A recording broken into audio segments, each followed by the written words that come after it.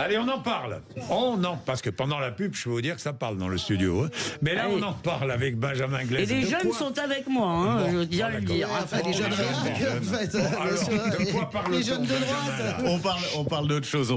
Les sénateurs qui votent la suppression des avantages accordés aux anciens présidents de la République et Premier ministre. L'amendement avait été déposé dans le cadre de l'examen du budget au Sénat. Il avait reçu un avis défavorable, cet amendement, de la part du gouvernement. Mais les sénateurs en ont donc décidé autrement. À l'origine de cet amendement, la centriste Nathalie Goulet, sénatrice de l'Orne, on l'écoute. Monsieur le ministre, je pense que vous allez être content. C'est un amendement qui devrait recevoir votre accord enthousiaste, car en effet, je vous propose de supprimer les avantages des anciens présidents de la République et des anciens premiers ministres, qui dans l'ensemble ne sont pas des grands nécessiteux de la République, qui ont tous un certain nombre de retraites et qui ont tous des postes de consultants.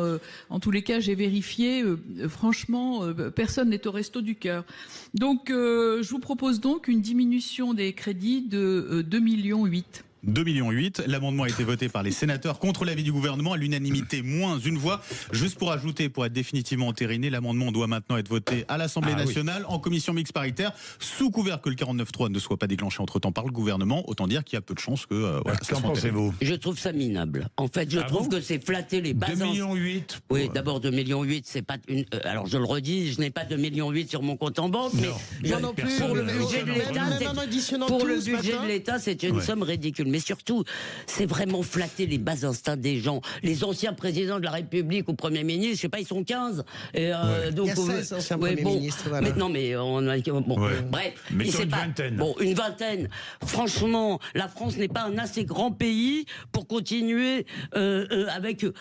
Écoutez, pour continuer à donner une voiture à ceux qui disait, et je vais vous dire, besoin de sécurité, un jour, personne ne voudra plus faire de politique dans ce pays. Moi, je ne ferai pas ce job, je peux vous le dire. C'est pas pour ça que je réagis. D'abord, je pense que c'est ce qu'on appelle le populisme, et donc je vous rejoins complètement. C'est-à-dire que on fait voter quelque chose dont on sait que ça n'ira pas au bout. On fait plaisir à des gens. Est-ce que ça peut faire plaisir à des gens? Un jour, je vais voir François Hollande, que je connais très bien. Je vais le voir dans son immeuble, hein, vous savez, rue de Rivoli, etc. Bureaux, hein. Oui, il a des beaux bureaux.